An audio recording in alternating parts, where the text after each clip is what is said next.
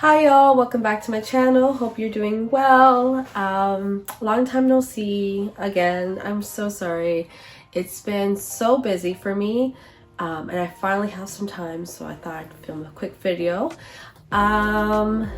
Today I'm just going to talk about some manga I've been reading lately and my thoughts about it. Nothing too serious, nothing too deep, trust me. I haven't been reading that much, but I wanted to film something to put it out there. Just a quick little update about what I'm reading, not a lot. Now, first things first, cheers to coffee. So one thing I've been reading is Mashal. I've been reading I'm halfway done volume 5, and funny enough, I started reading Mashal because I started watching the anime just like a weekend ago, and I was like, I literally have the series in my collection. I just have never found time to go and read it. I kid you not, this is one of my first series I've ever started collecting was Mashal. I used to collect it as they would come out, but I stopped at volume 6 because I realized, like, what am I doing collecting a series I've never read before? But the reason why I did that was because I love Harry Potter. I know like so much about Harry Potter, and I always love a manga that doesn't take itself too seriously, and it's funny, and it's gags and parody. So a parody of Harry Potter, of course I'm going to eat it up. Definitely though, it's such a typical shonen. It's like a shonen to a T. Literally, it has all the battle sequences. It has the main character being the underdog and trying to prove himself to the rest of the world who's against him. So shonen, it hurts, but I love it. It's a very fun read. It's not too complex, a very easy read. And if you like shonen, you'll love this. I think it's nothing revolutionary, but at the same time, it's just something fun to read. I do love, let me grab him. I do love the main character, Mashal. He is so funny, so interesting. Him and his love for cream puffs, like, hilarious. And they're just running gags that constantly continue throughout the series. Again, I'm only on volume 5. I am really liking it. I'm glad I was starting to collect it back in the day, because now I'm quite happy that I have this in my collection. But yeah, I really enjoyed Mashal. I'd probably give it like 7.5 out of 10. The characters are really great. Even the supporting characters, I really like them.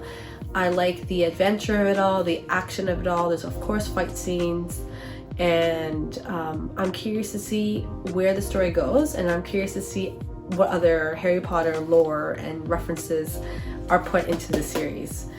But yeah, essentially it's a story about this guy named Mashal here, and he lives in a world where you basically need power, like physical power, to I love how to do one because I'm like, well, power can mean different things. Why I say power? So he lives in a world where you need magic to survive almost, and not survive, but more like you are ostracized if you cannot do magic. So he cannot do magic, but he's extremely strong. He can literally lift like 1,000 weights, like no problem, and his strength is almost so ridiculous that it's almost like it is magic. And so hence why he's at this magic school trying to prove himself and such. Yeah, but it's a lot of fun. I love the side characters as well. I mean, the one female side character, like supporting character, I wish she was fleshed out a bit more, but I am only on volume 5. I'm hoping that she gets some sort of arc, some redeeming qualities more than just the annoying love interest that is very common in in shonen. The reason why I thought of shoujo just now is because I'm about to switch over to a shoujo title. Anywho, so I've also read so much online. Let me see. Have been reading Love Complex online because clearly buying the physical copies will be impossible. It's so out of print, and the ones that are being sold are so expensive, so I can kiss those dreams goodbye about ever having it in my collection. But basically, Love Com is about a guy and a girl. It's a shoujo based in high school, and one's extremely tall, one's kind of short. So they are always bickering and fighting because they both can relate to each other's struggles, but at the same time they are very like catty to each other. I do really like the series so far. I'm on volume 7 and it's everything a shoujo needs to be, and I love the artwork, and I love just also the supporting characters surrounding Risa and Otani. I don't know how to say his name, to be honest with you.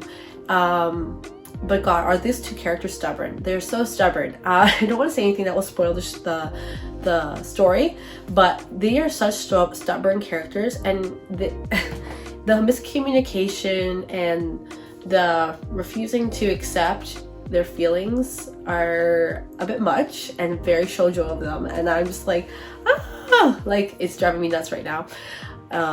Yeah, and if I had to guess what zodiac signs they are, I wouldn't be shocked if they're both Taurus, both the female and male lead. Side note, I also love when mangakas add in their birthdays, because I do love astrology, and it's always fun and fascinating to see if I agree with the birthdays according to their personalities. So I don't know if they have official birthdays, Risa and Otani, but in my head they're both Taurus, and so they're butting heads, clashing so much, but they really are such a cute couple. Once they become a couple, I don't know if they will become a couple. I mean, I can imagine that they will, but I'm not done the series yet, so I'm only in volume 7. Highly recommend if you're into shoujo, into high school settings. It's lots of comedy intertwined with lots of, you know, high school drama, relationships and such, so it's super fun. I really like it. I probably rate it an 8 out of 10. So that's love com. I highly suggest it. What else have I been reading? So let's go back to shonen for a second. So I've also been reading Slam Dunk, and wow, it is amazing. I can totally see why it's such a stepping stone for all sports manga that's currently out right now. It has everything and more. I am obsessed with the art style. I think the mangaka's art style is beautiful. I don't know when this series is supposed to be setting in, but it's very 90s feel for sure. The outfits, the way it's drawn and everything, so 90s, and I am obsessed with that style. So I am loving Slam Dunk. The characters are fun. There's always that comedy relief involved in the story, and still at the same time, you know, focusing on, you know, becoming everything you want and more. The story definitely starts off with our main character, Hanemichi, and he's a delinquent who just happens to be extremely tall and like perfect for basketball. But he doesn't care about basketball. He's actually just trying to impress a girl who really likes basketball. And basically the whole story is about him proving himself to be an amazing basketball player, even when no one believes that he will be great, because he is a freshman, I'm pretty sure, and he has no basketball past experience. And it's so interesting to see because we have a lot of contrasting characters involved in the series. So it's interesting to see his rival, because his rival is kind of the opposite of him.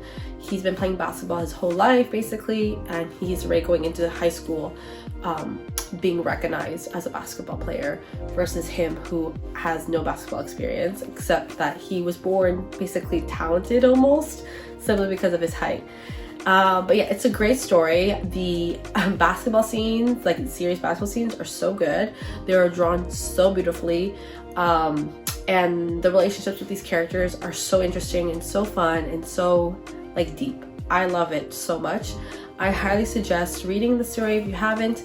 I'm not even a sports manga person. I always try them and they always fail. But this one's definitely got me hooked for all the right reasons. I'm only 4 volumes in. So obviously I have, I think, 30 volumes in total. So I'm 26 more volumes to go. So there's a lot that can happen from where I'm at to the end. But so far, so good. I would give this a 9 out of 10. Really amazing, really. What else have I been reading? What else have I been reading? Oh, I've been reading, like Mashal, I've been reading Loving Yamada at level 999, and I'm not gonna lie, it's kind of overrated. Kind of. Like, I like it, don't get me wrong, but I think the hype is so high and if you're gonna have that high amount of hype, I feel like it needs a bit more. Yeah, I mean, like, there's nothing bad I have to say to it. I actually liked it, and I've been binge reading it like this because it's addicting. It has those elements that we all want to see. And of course, if you heard about like chapter 69, you know what you're talking about. But yeah, I just don't think it does anything revolutionary or like amazing that shoujo hasn't done already. But yeah, I just expected a bit more for the hype that it is, and I think maybe just because the anime is coming out right now that the hype is really high. But yeah, I would rate it like a 7 out of 10. I enjoy it quite a lot, but would I say it's like the best thing I've read lately? No, not at all. Before I move on, the story is basically about a girl who joins an online game because her boyfriend's playing it, but then that boyfriend basically leaves her for another woman that was playing the game, and she meets this guy at a convention, and he helps her out quite a bit at first, and they start off as gaming friends, and they develop into something more real and serious. And yeah, so that's just the story of them and their supporting cast of online friends as well, and how they play a part of the whole story. It is a very cute story. I do enjoy it quite a lot, but it definitely is overhyped in my opinion. I've also been reading this shoujo title, which is so good.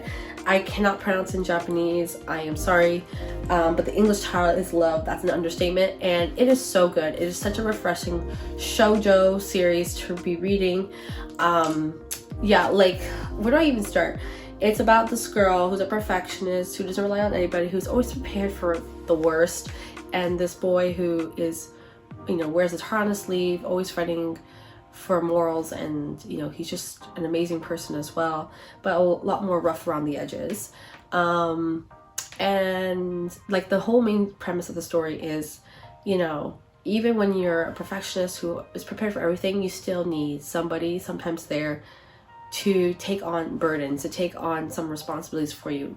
Not all responsibilities need to be placed on yourself, and I find that whole theme to be so cute and done so well in this manga. Yeah, it's amazing. The art style is beautiful. There's some scenes in here that I'm just like, I'd be screenshotting like crazy about this story, so I highly recommend it. It's nice to see how these two different characters help each other out in ways that, you know, they didn't realize someone could help them, and I just really liked how non-toxic they are, because I know sometimes shoujo can go down that route, but they are so sweet and so pure, and they're always trying to help each other. So yeah, I love the story so far. I'm only on volume 2, chapter 8, but amazing so far. I would rate this story probably 8 out of 10. Really loving it so far. Love the premise. Love the idea that, you know, just because you have it all together doesn't mean you're not allowed to sometimes rely on somebody else, and that's what your partner is there for, to, you know, sometimes carry you when you need to rest a little bit. You know what I mean? It's just love it. There's just so many scenes I'm thinking about right now. It's going through my head, and it's just so good. Chef's kiss. Lastly, what I've been reading is actually a reread, and that's Kimunodoke. I'm currently rereading at volume 11, and I'm just here to preach the word of Kimunodoke. Like, if you have not read it before or even watched the anime, please do. It's such a good shoujo series. Like, I can go on for days about how amazing it is and how lovely it is. I love every single character that the mangaka has put into this series. Every character has such like an amazing storyline that's fleshed out, that it has meaning, that can be relatable. When I read this series, I feel like not only did my phone die, my tripod is literally insane and will not stand properly. So anyway, I gotta go quickly. So yeah, I just love how when I'm reading Kimunodoke, I feel like I'm in high school again, and I feel all the emotions, the feelings, the memories of when I was 16. I just love how, you know, it not only touches about, you know, romantic love, but also love you make through friendships and memories and being a part of a group of people who all bond and love each other and in different ways. It's amazing. I love how every character kind of gets like their own storyline and gets an important part to share. They're all evolving, they're all dynamic, even the supporting characters. Yeah, like I genuinely could rave about Kimunodoke forever and it not be enough, because it's just such a great series, and I'm so glad I'm rereading it. And I'm so happy to have the entire series in my collection now, because I can just reread it whenever I want, and I love like annotating it. And this one hasn't done much annotating, but yeah, I love the series to death. And if you really haven't watched it or read it, I'm being serious, please do. It's a great shoujo series. I think it's one of the best, to be honest. But yeah, that's Kimunodoke. Of course, 10 out of 10, but that's just my reread, so it's not as important. But yeah, that's basically it. I didn't read too much. Just a quick little video to show y'all I'm still alive, I'm still well. I've just been very busy, so I couldn't read too much during this time. But what I've read, it's been pretty good actually, so I'm happy of what I read. But yeah, thank you so much for watching. I hope you have a great day, night, evening, whatever, and I hope to see y'all sometime soon. Bye!